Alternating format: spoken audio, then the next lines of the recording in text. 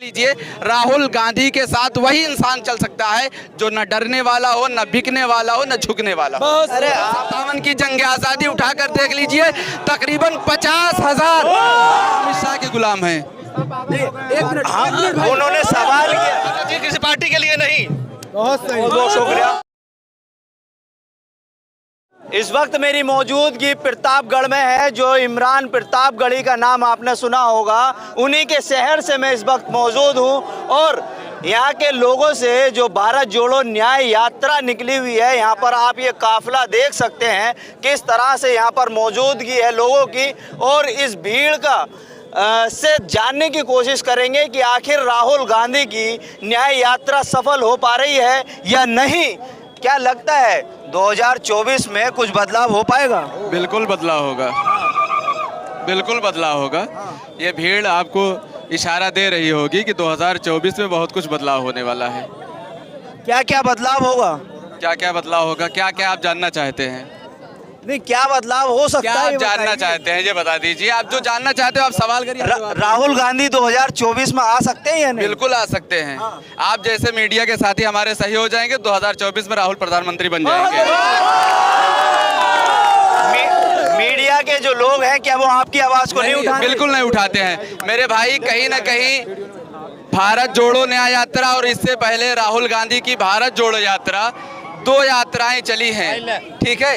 उन 2 यात्राओं का ये असर हुआ है कि आज आप लोग हमारे बीच में और आम जनता की आवाज़ उठाने की आप लोग कोशिश कर रहे हैं। वरना सिर्फ टीवी खोलो तो खाली नफरत, हिंदू मुस्लिम, इसके अलावा कोई चीज़ दिखाई नहीं देता है। ये आज आप लोग मजबूर हो गए हैं ज़मीन पर उतरकर किसान, मजदूर, नौजवान, बेरोजगारों की आवाज़ उठाने के लिए आप लोग मजबूर हुए हैं। ये भारत जोड़ो न्याय यात्रा का ही असर है। अच्छा, उससे पहले कोई वो नहीं था? कहाँ था भाई, आप बता दीजिए कहाँ था, आप बता। 2014 के बाद आप बता दीजिए कि देश की मीडिया ने कितना दिखाया है लोगों को। तो अच्छे दिन भी तो आ रहे हैं। लोग कह रहे हैं कि सबके अच्छे दिन आ गए। किसके? बीजेपी कह रही है। नहीं, बिल्कुल नहीं आए हैं। हो सकता है भाजपा के नेताओं के अच्छे दिन आए होंगे, बाकी हिंदुस्तान की 80 या 90% गरीब जनता के अच्छे दिन नहीं आए हैं। और अच्छे दिन उसी वक्त आएंगे जब जुमले वाली सरकार बदल जाएगी।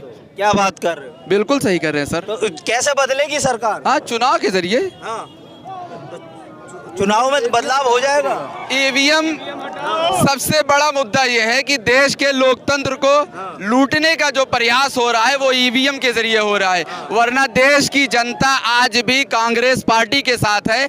अगर कांग्रेस पार्टी इतना ज्यादा पावरफुल ना होती तो मोदी जी का नारा था कांग्रेस मुक्त भारत, कांग्रेस मुक्त भारत।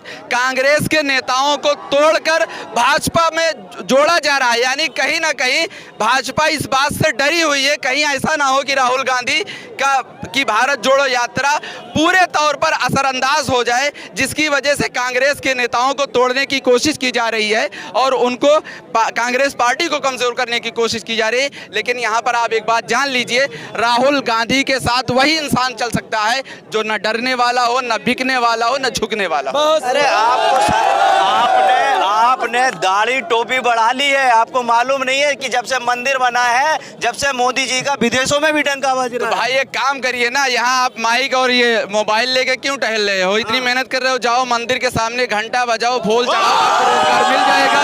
क्यों यहाँ टहल रहे हो? अबू धाबी में भी मंदिर। सुनो, हम लोग मस्जिद में जाएंगे तो सिर्फ एक पर खुदा की इबादत करेंगे। मंदिर में जाएंगे तो आप अपने भगवान की पूजा करेंगे। मंदिर या मस्जिद में जाने से रोजगार नहीं मिलता। रोजगार के लिए वसाइल इख्तियार करने पड़ते हैं, तब जाकर रोजगार मिलता है। बीजेपी वाले कहते हैं कि मंदिर के आसपास ही सारी इकोनॉमी डूब। तो एक काम करिए ना, एक काम करिए, जो लोग कहें उनसे आप कह दीजिए कि बीजेपी के जितने नेता हैं उनके सारे जो बेटे हैं, उन बेटे को आप सांसद, विधायक, मंत्री क्यों बना रहे हो? जय शाह को राम मंदिर बना है, जय शाह को जो क्रिकेट का जो है अध्यक्ष बनाए हो, आप उसको लाओ राम मंदिर का जो है पुजारी बना दो, देखिए कितना तरक्की कर जाता है। आप मुसलमान जो हैं वो मोदी के विरोधी क्यों हैं? बिल्कुल, मुसलमान किसी का विरोधी नहीं है। मुसलमान देश से मोहब्बत करता है।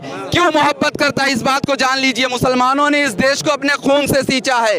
1857 की जंग आज़ादी उठाकर देख लीजिए, तकरीबन 50,000 दिल्ली के अंदर, सुन लीजिए, दिल्ली के अंदर 50,000 मुसलमान, खास तौर पर उलमाए किराम फांसी की फंदे पर झूले हैं। आपको क्या पता है, हिंदुस्तान को आज़ाद कराने में मुसलमानों का बहुत बड़ा योगदान है। मुसलमानों ही ने गांधी को गांधी का लक़ब दिया है।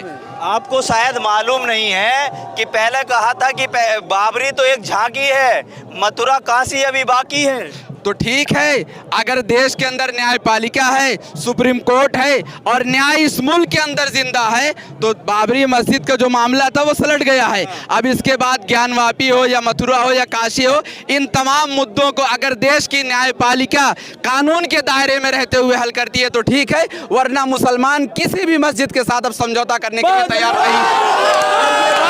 और ये बात नोट कर लीजिए, ये बात राहुल गांधी को और देश के लोकतंत्र को, जो लोग विश्वास रखते हैं, उन सबको इस बात को मानना पड़ेगा कि जो हिंदुस्तान का आर्टिकल 91 है उसके हिसाब से जो भी मस्जिद है, जो भी धार्मिक स्थल है, चाहे वो मुसलमानों के हो, चाहे सिखों के हो, चाहे वो यहूदियों के हो, चाहे ईसाइयों के हो, चाहे हिंदुओं के हो, किसी भी धार्मिक स्थल को 91 बनने के बाद उसके ऊपर आवाज नहीं उठाई सकती, उसको शहीद नहीं किया। कुछ और लोग भी हैं, रोजगार मिल रहा है मोदी जी कह रहे हैं, और आप यहाँ सड़कों पर हैं। कुछ नहीं मिल रहा, कहाँ रोजगार मिल रहा है? नहीं मिल रहा है। सड़क पे क्या कर रहे हो? कुछ नहीं, राहुल गांधी की यात्रा देखने आए हैं। चला रहे हैं सब, इसलिए टमटम चला रहे हैं सब लोग। हाँ, तो रोजगार तो मिल रहा है ना? कहाँ से रोजगार मिल रहा है? कौन रोजगार मिल रहा हो तो सब लोग यहाँ घूम रहे होते। नहीं मिल रहा रोज। साथ सबका विकास मोदी जी का नारा है।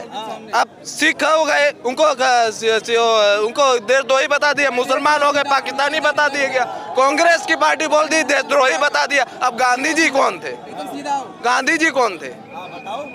और भगत सिंह कौन थे? भगत सिंह कौन थे? एपीजे अब्दुल कलाम कौन थे? अब उनको देशद्रोही कौन थे भाई? एपीजे अब्दुल कलाम कौन थे? परमाणु बम देने वाले वो भी है ना, वही तो थे। आज लोग कहते हैं पाकिस्तानी खारिजदानी, आज संसद में हम लोग की आवाज नहीं उठाया जाता है। हाँ, एक असदुद्दीन वैसी है, एक अकबर वैसी है, लोग संसद में भाई आप एक मिनट, मुसलमानों के दिल से आप क्या निकलवाना चाहते हैं? आप बताइए, हम बताएंगे ना। आप निकलवाना क्या चाहते हो? हम क्या निकलवा सकते हैं? आप अपनी बात, आप लोग मिर्च मसाला लगाने वाला काम करते हो। आप पूछना क्या चाहते हो? आप पूछे, हम सवाल का जवाब देंगे। अमित शाह ने कहा है कि कोई वैकेंसी खाली नहीं है। तो अमित शाह ने ये भी तो कहा है कि कोई वैकेंसी खाली नहीं है ना, कोई दिक्कत नहीं है। अमित शाह के कहने से होगा या देश की जनता फैसला करेगी? आप देश की जनता है या अमित शाह के गुलाम हैं? उन्होंने सवाल किया, आप देश की जनता है या अमित शाह के गुलाम है? आप सिर्फ इतना बता दीजिए। उन्होंने जो कहा वो पूछ रहे हैं आपसे। उनकी बात उनका सवाल, आपसे सवाल, उनका वो आप देश की जनता, आप देश की जनता है कि नहीं? आप देश की जनता है कि नहीं? निष्पक्ष है, हम निष्पक्ष हैं, हम निष्पक्ष हैं, हम देश की जनता है कि नहीं? निष्पक्ष। आप देश की जनता है नहीं, निष्पक्ष नहीं है। अगर निष्पक्ष होते, राहुल गांधी कोई बात कहते हैं तो उनका भी कोट किया जाता है। आप मेरी बात सुनो, अगर आप निष्पक्ष होते तो ये सवाल अमित शाह से करते कि आप फैसला करने वाले कौन होते हैं? देश की जनता फैसला करेगी। वो अपनी पार्टी का प्रचार कर रहे हैं, वो अरे मेरे भाई, पार्टी का प्रचार आप अपनी पार्टी, देश के लोकतंत्र को लूट रहे हैं, देश के लोकतंत्र को लूट रहे हैं, देश के संविधान को कुचल रहे हैं। आप क्या बात करते हैं? वो देश के लोकतंत्र को बचा रहे हैं, देश के लोकतंत्र को कुचल रहे हैं अपने पैरों के नीचे। वो सबका साथ सबका विकास के बाबा साहेब मंत्री है, देश के गृह मंत्री है, पार्टी के गृह मंत्री है। वो देश के गृह मंत्री है, पार्टी के गृह मंत्री है। पार्टी से ही तो गृह मंत्री बने ना। पार्टी से गृह मंत्री बना, देश के लिए, देश की जनता के लिए गृह मंत्री है। वो पार्टी का प्रचार कर रहे हैं। जिस तरीके से एक आम आदमी प्रचार करता है, उस तरीके से देश का जो है प्रधानमंत्री और गृह मंत्री प्रचार करने जाता है। आपने कभी ऐसा देखा था इस देश में, हिंदुस्तान में, कि कोई प्रधानमंत्री जो है, क्या कहते हैं, छोटे से छोटे चुनाव में प्रधानमंत्री और गृह मंत्री चुनाव कराने जाते हैं और प्रचार करने जाते हैं एक पार्टी के लिए? वो हमारे देश के प्रधानमंत्री हैं, ना कि हमारे, क्या कहते हैं, किसी एक पार्टी की। ठीक है, पूरे देश के प्रधानमंत्री बने हैं, पार्टी के नहीं बने हुए हैं। और देश के प्रधानमंत्री हैं तो देश के लिए काम करना चाहिए, किसी पार्टी के लिए नहीं। बहुत सही, बहुत शुक्रिया। तो ये राहुल गांधी की रैली है जहां पर लोग मुखर होकर बोल रहे हैं, अपनी बात रख रहे हैं, और इस बात से ये पता चलता है कि लोकतंत्र की जो आवाज़ है, जो फ्रीडम ऑफ स्पीच की उसमें बातें हैं, वो अभी भी जिंदा है। और राहुल गांधी के प्रतापगढ़ गढ़ी और इमरान प्रताप गढ़ी का ये शहर, जो एक शायर भी हो, राज्यसभा मेंबर भी हैं, उसको देखकर लगता है कि हाँ, शायद 2024 में क्या बदलाव होगा ये आपके और हमारे सामने रहेगा। कैमरा पर्सन राहुल के साथ मोहम्मद साजिद, ABC वर्ल्ड हिंदी।